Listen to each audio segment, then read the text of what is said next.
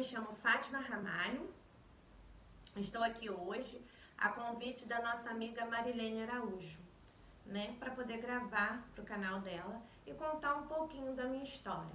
Quero agradecer primeiramente, Marilene, muito obrigada, né, pela oportunidade, pelo convite e dizer que é um grande prazer, uma grande satisfação poder estar gravando, né, e compartilhando um pouquinho da minha história com vocês.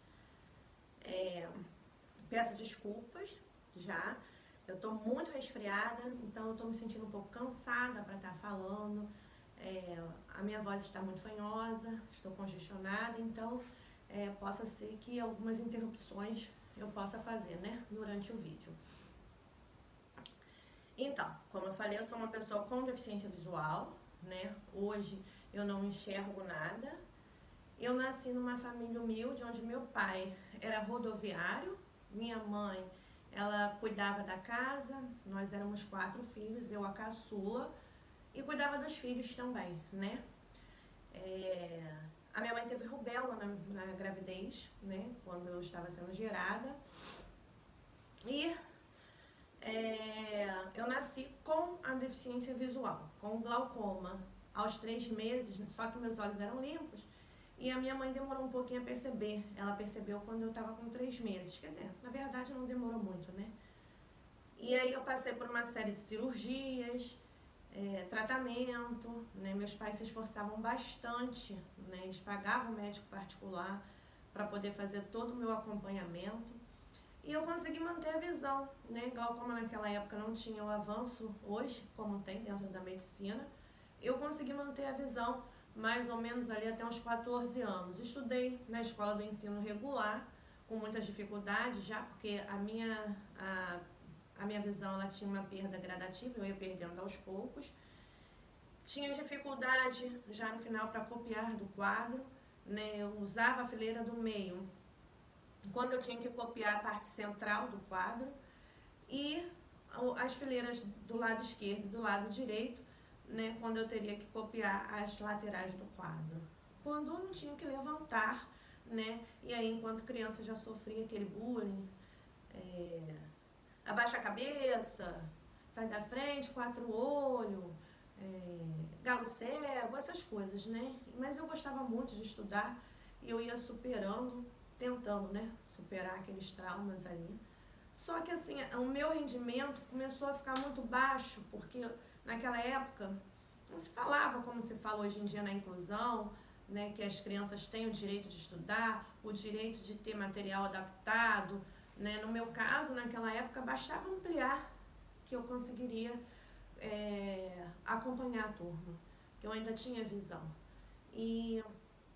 Só que os professores não tinham muito esse interesse, né, e aí quando eu cheguei, naquela época se falava série, né? 6ª série, que no caso hoje seria 7º ano. Quando eu cheguei na 6ª série, quer dizer, foi quando eu encerrei a 5ª série e passaria para a 6ª série.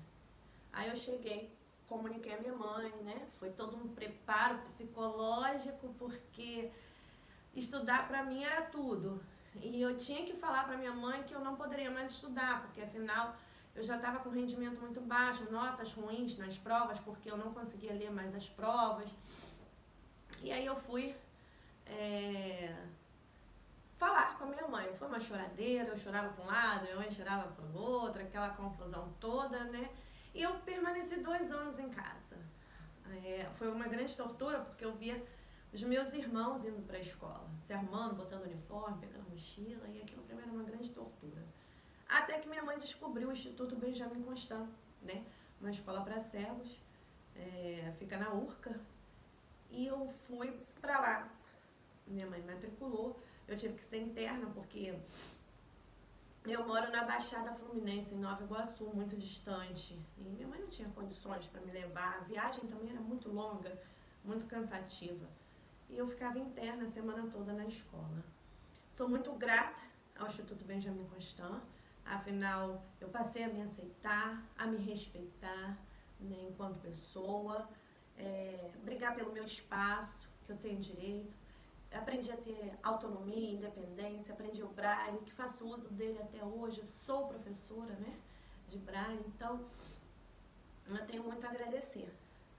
Só que quando eu cheguei no instituto, eles me voltaram para a segunda série, né, terceiro ano, hoje, atualizando. Eles me voltaram para que eu pudesse aprender o Braille e conseguisse acompanhar a turma. Então eu tive um grande atraso, já tinha ficado 2 anos parada em casa. Aí depois tive que voltar essas séries todas. Tá, mas eu me senti preparada. Quando eu cheguei também, no final da quinta série, indo para a sexta série, eu falei com a minha mãe que eu queria estudar já próximo de casa. Que eu queria estudar perto dos meus irmãos, dos meus primos, que eu queria, que eu já estava preparada. Só que ainda também não existia a lei da inclusão. Claro que a nossa Constituição sempre garantiu, né? A Constituição sempre garantiu a questão dos alunos estarem matriculados no ensino regular. Sendo que até com a lei da inclusão a gente sabe que até hoje nós esbarramos aí com muitos problemas, né, dentro da escola, que muitas das vezes não estão preparadas, não aceitam, não querem, né? Então, naquela época minha mãe ficou muito preocupada, minha mãe falou assim, não,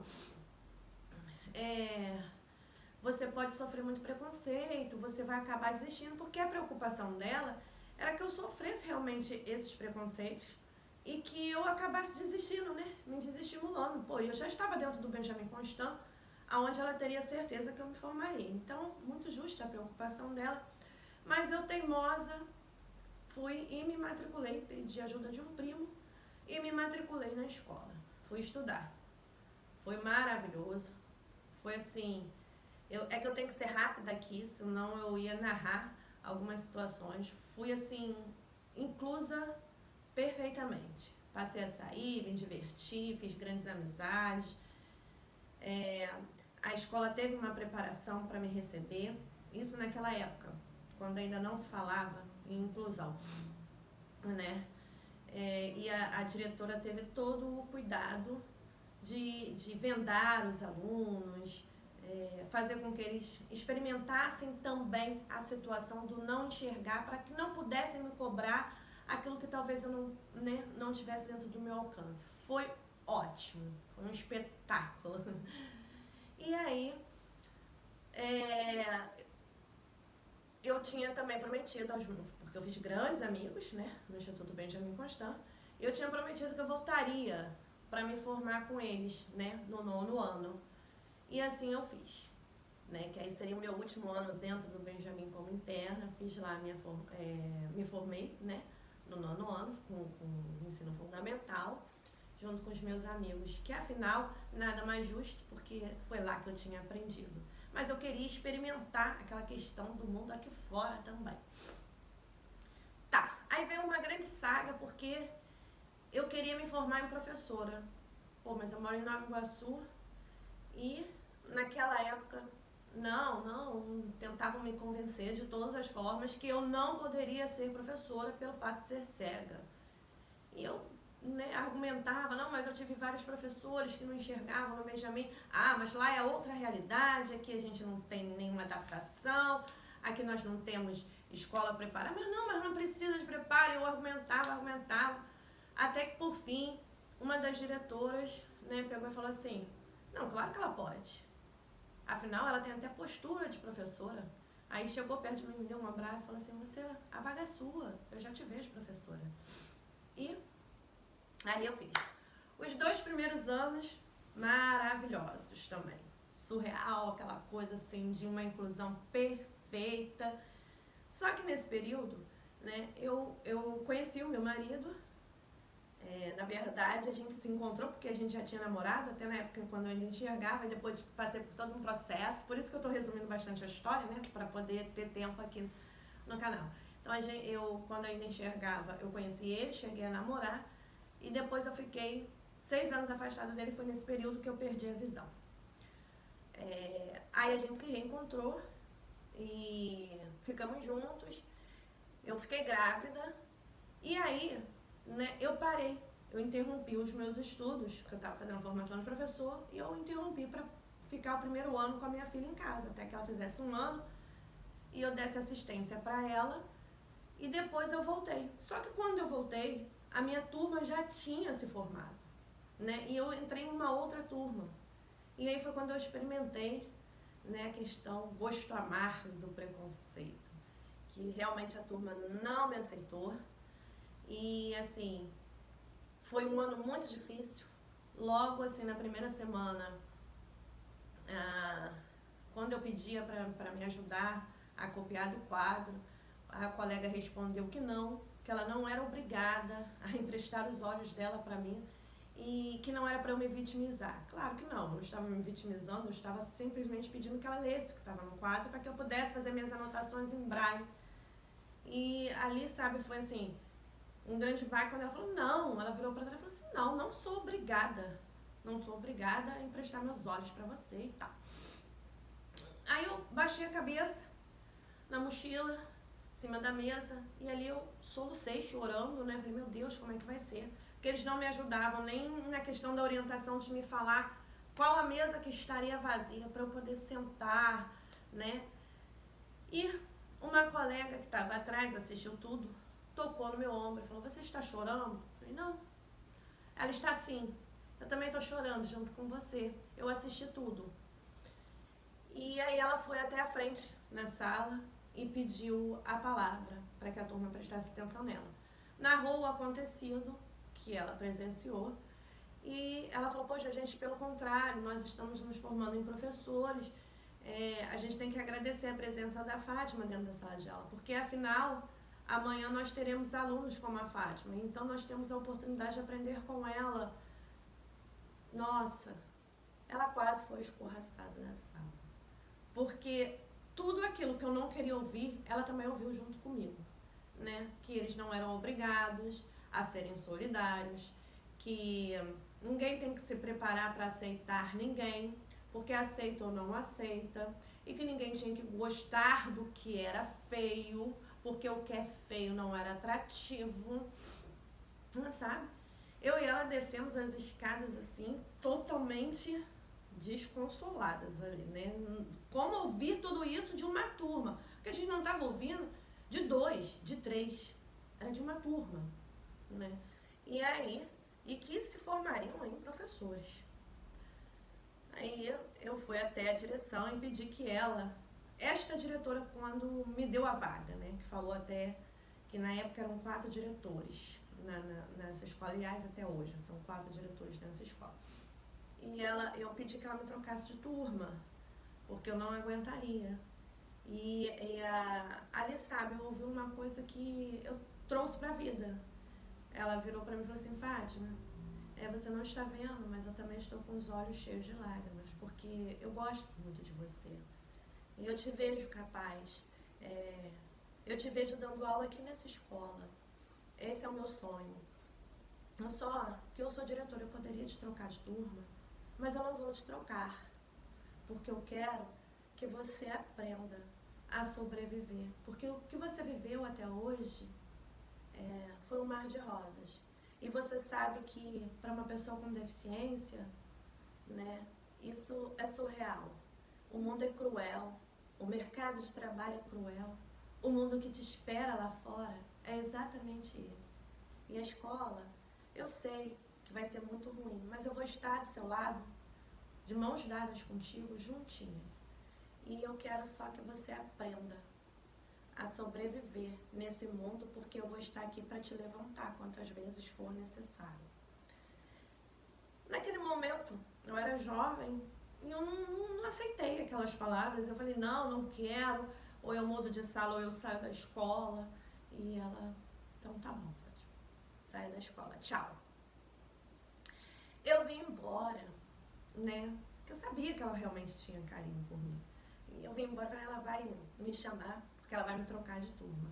E eu faltei, fui faltando de semana, né, até que ela me ligou. Fátima, vem na escola, eu quero falar com você. Aí eu fui toda contente. Você vai me trocar de turma? Não vou te trocar de turma. Aí brincou comigo, me empurrou pra dentro da sala e falou assim, você é capaz, vambora, mostra a tua força. E como eu desejava muito ser professora, eu aceitei aquele desafio. Não foi fácil, porque eu fui até o final do ano, não tinha trabalho em grupo, em dupla, era sempre individual. E sobrevivi, né? Sobrevivi, fiz a minha formatura, foi numa casa de show aqui em Nova Iguaçu, aonde a casa de show estava lotada, porque toda a escola, né, eram várias turmas, estavam se formando. E as outras turmas acompanharam, né? Toda aquela minha dificuldade, que inclusive os alunos das outras turmas me ajudavam. Eles que liam para mim, eles que na hora do intervalo vinham para a sala, me ditavam a matéria que estava no quadro, eles que me ajudavam. Porque neste ano, até problema com o professor eu tive. Nos 2 primeiros anos, os professores se transformaram para me dar aula, sabe? Então, no dia dessa formatura, as outras turmas puxaram, né? Ela merece, e a Rio Sampa inteiro gritava, ela merece, porque as outras turmas puxaram. E aí eu me formei, prestei o concurso, nesse mesmo ano, no último ano eu já prestei o concurso, no ano seguinte eu já estava dando aula dentro dessa escola, onde eu comecei tudo, né? Depois prestei mais um concurso, aonde eu tive dificuldades, tive que entrar com mandato de segurança para poder ter o direito de fazer a prova, depois entrar na justiça para poder tomar posse, porque a prefeitura não me aceitava. Então vou narrando assim aos pouquinhos, né, bem resumido. Depois eu fui fazer minha faculdade de Direito. No final da minha faculdade eu tive meu segundo filho, que é o Wellington Juan, né? Eu tive a Jéssica Cristina quando estava fazendo a formação de professor. E na faculdade eu tive o Wellington Juan. Hoje eu dou aula na prefeitura, fundei uma associação junto com alguns amigos aqui em Nova Iguaçu, que é a Associação de Deficientes Visuais de Nova Iguaçu. Sou conselheira municipal da pessoa com deficiência em Nova Iguaçu. Faço parte da diretoria da UP Brasil, União de Líderes Pró Inclusão. Também sou secretária do Trabalhador com Deficiência da Ordem do Trabalhador do Brasil, aqui no estado do Rio de Janeiro. E devido a tantas, né, dificuldades que eu, assim, pincelei bastante para vocês, hoje eu luto muito pelas essas questões da luta mesmo, né, das conquistas, dos direitos da pessoa com deficiência. E é isso, gente. É um grande prazer estar com vocês. Eu também tenho um canal no YouTube, que é o Fátima Ramalho, tá bom? Um grande beijo e até a